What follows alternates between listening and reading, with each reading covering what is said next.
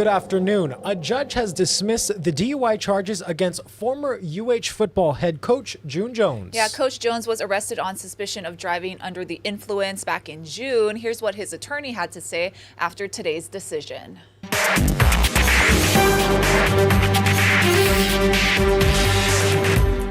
Coach Jones is very happy. This has been hanging over his head since right before 4th of July.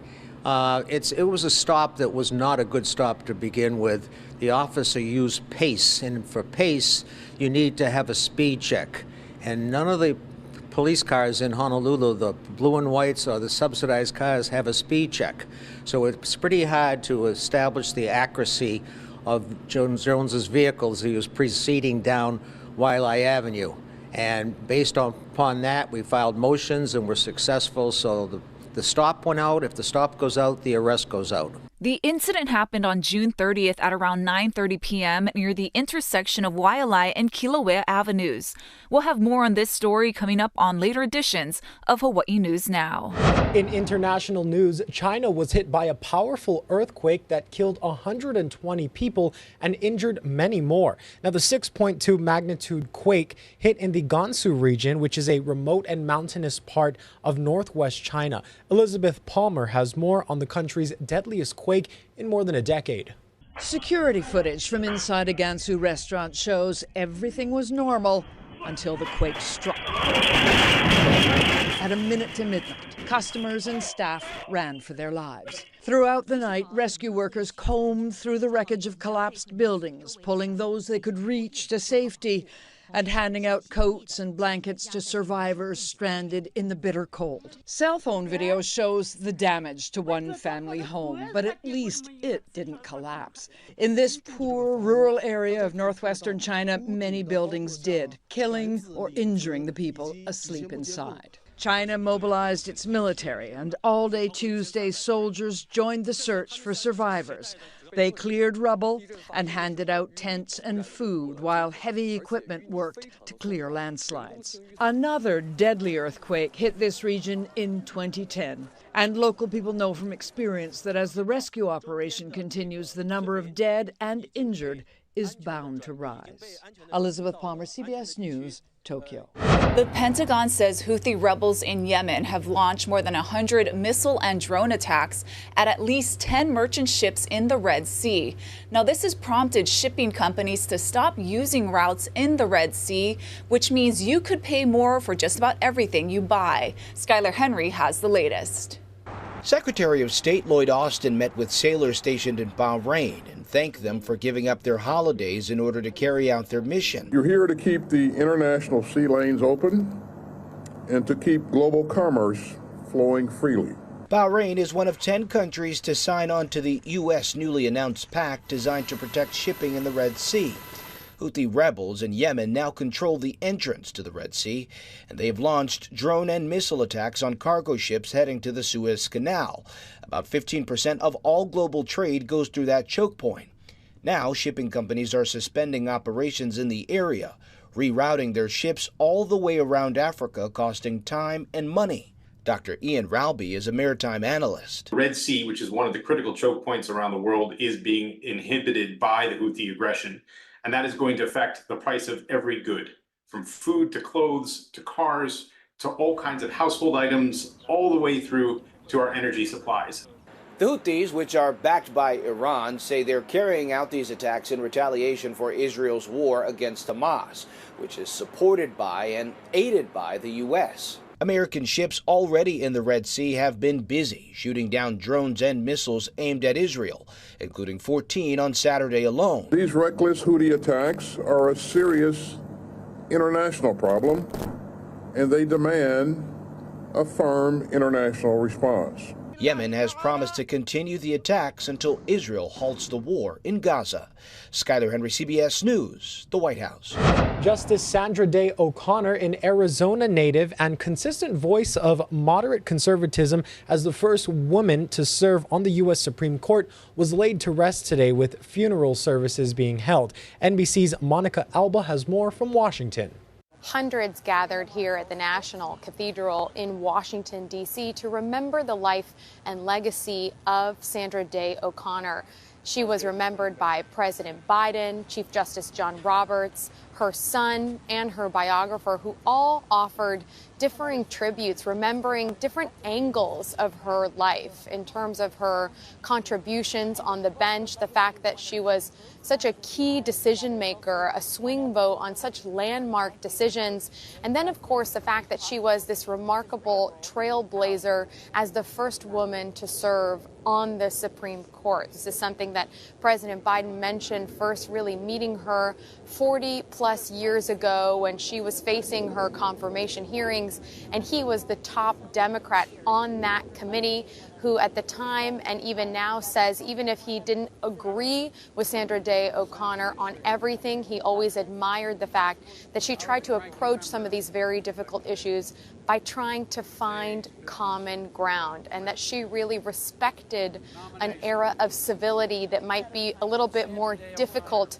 to imagine now. And then we also, of course, heard from others remarking upon the fact that she was confirmed 99-0, which the president has said suggests that's something that the country can do if it wants to come together to make progress and to move forward. She was remembered, of course, as a loving mother as well, and as somebody who was a lawmaker, a legislator, before she made it to the bench, the last to have done that.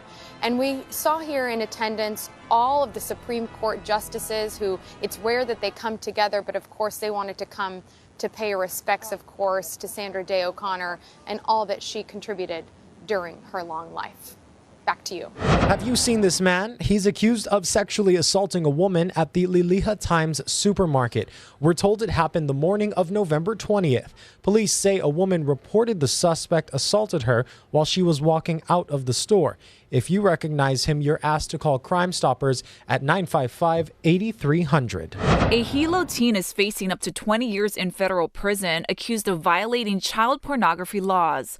And a warning, details from the criminal complaint unsealed are graphic. The FBI arrested 18-year-old Kalana Limkin last week. He's accused of posting pictures of a child being raped in an online chat with an underage girl. The FBI says Limkin admitted to creating the online group Cultist, which promotes child porn and self-harm. They say Limkin also admitted to asking underage girls for nude photos, which agents found on his phone. A judge ordered Limkin to remain in custody until a detention hearing on Thursday. Honolulu police have opened a cruelty to animals case after a horse on Oahu's North Shore was shot with an arrow and it had to be euthanized. The horse, named Dory, was found lying in her pasture in Mokuleia Sunday morning.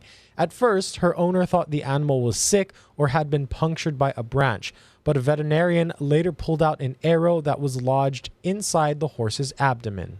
You'd like to think it was just somebody who made a mistake and didn't know how to use the bow or something like that, and that they were just trying to shoot pigs. But impossible to say. My daughter named her Dory after the Finding Nemo character. Like a really nice kid's horse. My daughter used to ride her a lot. Devon Daly tells us Dory's sweet nature made her perfect for trail rides, lessons, and parades. If you have any information on the case, you're asked to call Crime Stoppers. Despite growing environmental concerns, construction of a dump site for wildfire debris in West Maui is already underway. But as Eddie Dowd reports, the county says it won't be there permanently. The county announced at a public meeting in Lahaina that they're looking for an alternative dump site, but right now, Olowalu is the only option. It was good and bad news for Maui residents that fear hauling 400,000 pounds of debris into their remote community will become an environmental hazard. The U.S. Army Corps of Engineers say they plan to start hauling debris out of Lahaina and into Olowalu in January when building of the temporary site is complete. There will be a lot of trucks. Anticipate in the month to 2 months after the start of debris removal from Lahaina, the number of crews will expand dramatically so that we can, again, expedite the removal of this material out of Lahaina. Officials say cultural practitioners will be in the burn zone monitoring the entire removal process. As you know, there's a tremendous amount of material. So a lot of that is recyclable material. It's steel, other metals, recyclable concrete. All those will be removed as part of our debris mission. The Army Corps says the areas with the highest response rate from property owners granting right of entry will be cleared first. Meanwhile, county officials tried to quell fears of environmental impacts from storing debris in Olowalu, saying eventually the material will be moved to a permanent site in another location on the Valley Isle. It's very concerning. We believe that the ash is much more toxic than it's actually being described as. And even with the toxins that we know are in it, why are we not thinking this out further and trying to look for other alternative sites? Officials say moving the debris off island has been ruled out due to cost and a 3-year timeline to ship debris to the continental U.S. But the permanent site comes with an estimated price tag of $70 million. The county is now looking at 8 potential locations in central and west Maui, factoring distance from schools, water sources, and other properties. It's not a perfect situation, you guys. And there's lots of things to talk about. Good ideas, putting out the ideas. Come with the solutions. Come with the solutions right behind that. You know, there's lots of ways. Now, the location of the permanent site could be voted on as early as this Friday by the County Council. We posted a list of those alternative locations on our website, hawaiinewsnow.com. Eddie Dowd, Hawaii News Now. Days after multiple Honolulu EMS units were out of service due to staffing shortages, 26 new emergency medical technicians are hitting the streets.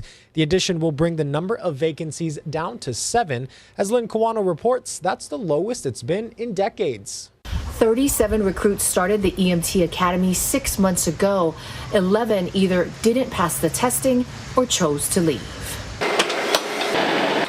From CPR to delivering a baby, emergency medical technicians need to be ready to respond to any call for help.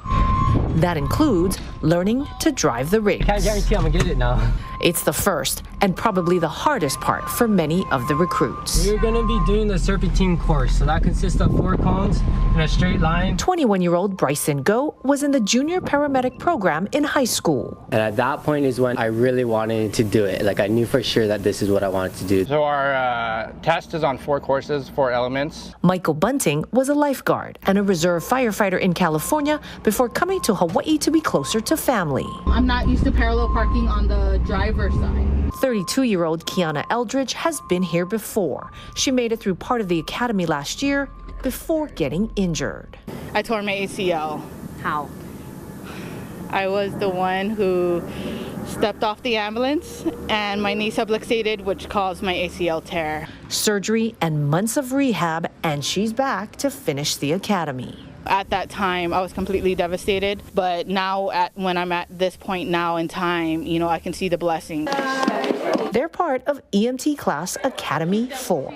I've got 3/4 full. 6 intense months of training. The second phase of the academy is in the classroom. Daily work plus after-hours studying for the weekly tests and exams. We'll meet up on the weekends. We'll do study groups at Starbucks, at a mall. By the halfway mark, several didn't make it through. Others chose to leave. Pretty tough. A few of them were candidates that I met on day 1, so I kind of got really close with them. This job isn't for everyone, and that's understandable. The final section of the academy? Field training. Each recruit is the 3rd man on a rig, responding to actual 911 calls. We are finally putting our skills to use. I'm a little bit of an adrenaline junkie, so also the adrenaline of getting that call and getting to go and serve the community. It's the last step before graduation. 37 started, 26 completed the program and are now ready to respond to some of the 9,000 monthly EMS calls for help. The graduates bring the total number of field EMTs in Honolulu to 90. That's the highest it's been in years. I'm Lynn Kawano, Hawaii News Now. And take a look at this. Volcanoes in Iceland are erupting, putting on a magnificent show for all to see. Lava is spewing into the air and creating amazing lava lakes.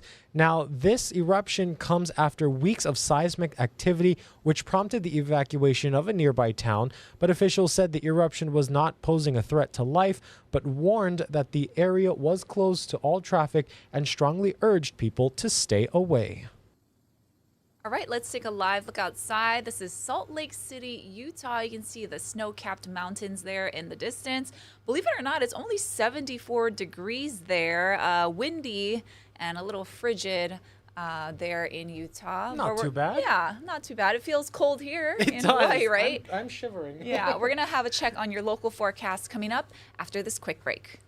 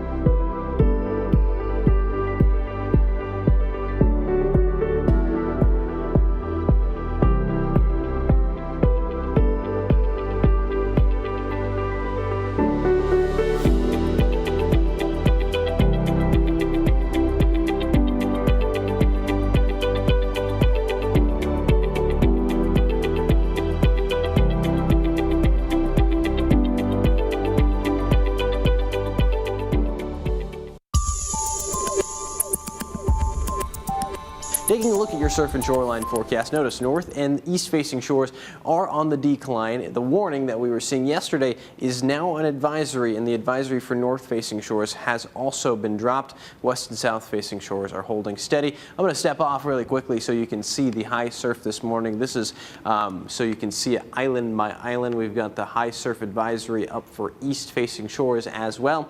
In your first alert futurecast, you can see a lot of rainfall as we go throughout the rest of Tuesday as that upper-level disturbance gets its act together. A lot of green, a lot of moisture on that map right there. That's throughout Wednesday and Thursday as well. So we're expecting relatively moist Tuesday and Wednesday across the state. And your first alert windcast, notice out of the northeast, the trade winds are in full effect, and the trade winds are bringing a lot of moisture in from the northeast. One of the reasons we're seeing that rainfall throughout today as well. We're going to continue to see these gusty to breezy trade winds throughout Wednesday and Thursday as well. Taking a look at your first alert 7-day forecast, Tuesday and Wednesday still lit up in red for the rain chances we're expecting today.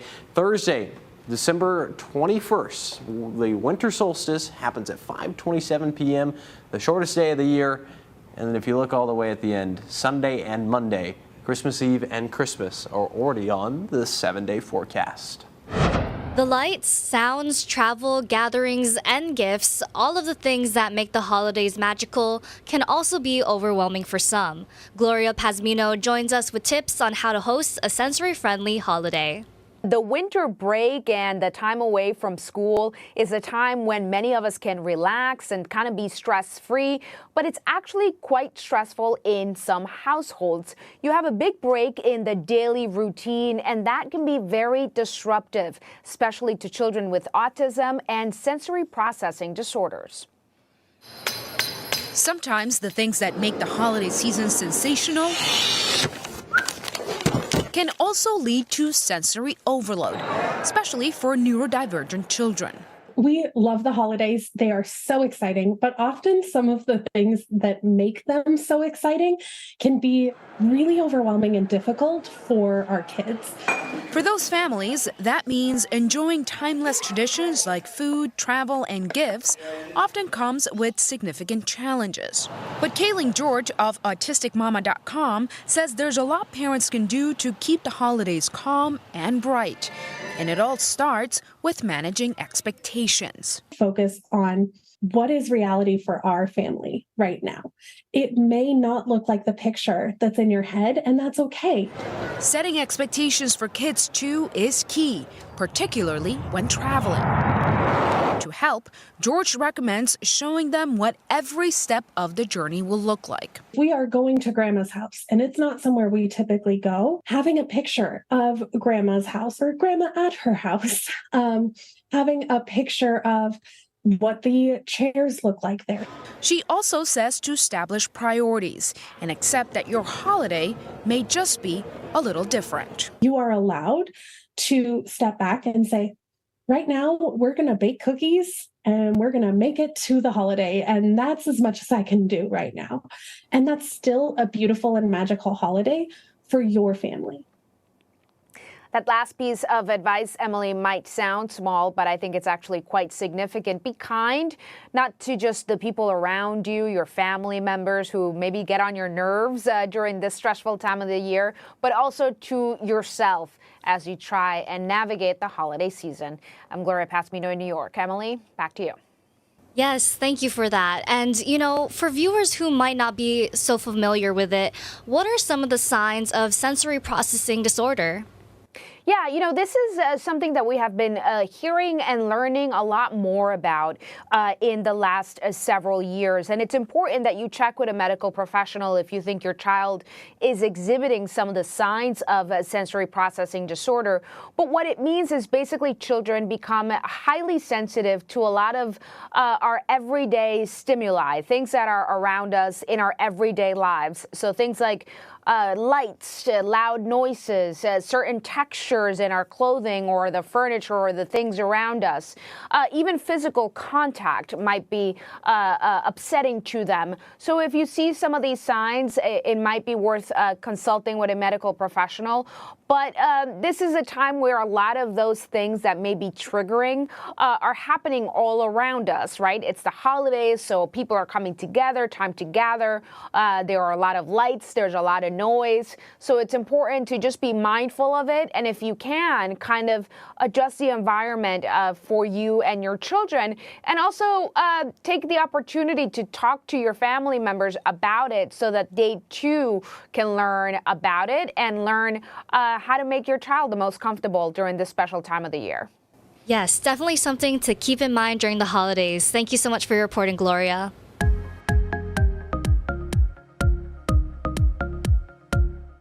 Time for some good news now. And for this story, we're heading all the way to Hanover, Virginia, where a woman found something for just under $4. But it ended up being worth a lot more. Desiree Montilla reports on the incredible find. It's a piece that we found together all across this shelf. This piece I found in Florida at a Palm Beach Goodwill. Jessica Vincent proudly displays her thrift store finds, a love growing as a child from her mom. She loved to go to yard sales, tag sales, thrift shops, just anywhere. Where you could maybe get a bargain or find something old for a good price. Back in June, Vincent and her partner were driving home from work on Route 1 when they stopped by a Goodwill store in Hanover. We went in and it was a little bit crowded. But among the crowd, this vase caught Vincent's eye immediately. As I got close to it, I could see that it was glass and that it was blown glass.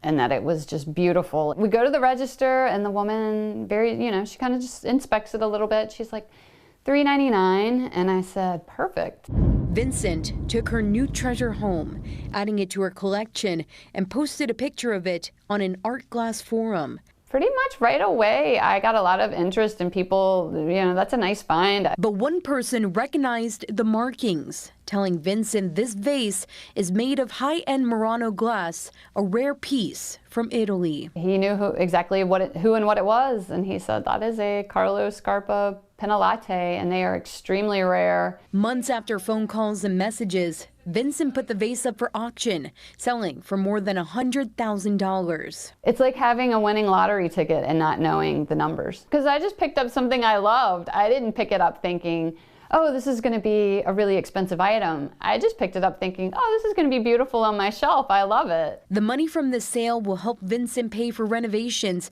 at the old farmhouse she recently purchased. With my partner NASA, we just started sort of a training farm, and we need more fencing, we need heat in the house. A trip to the thrift store, changing Vincent's life. It's just very special. Like, I feel so fortunate.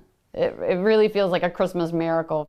What a find, $100,000 resale. Wow, well, Merry Christmas to her. I think we gotta go shopping after this. What do you think, Ash? To Goodwill.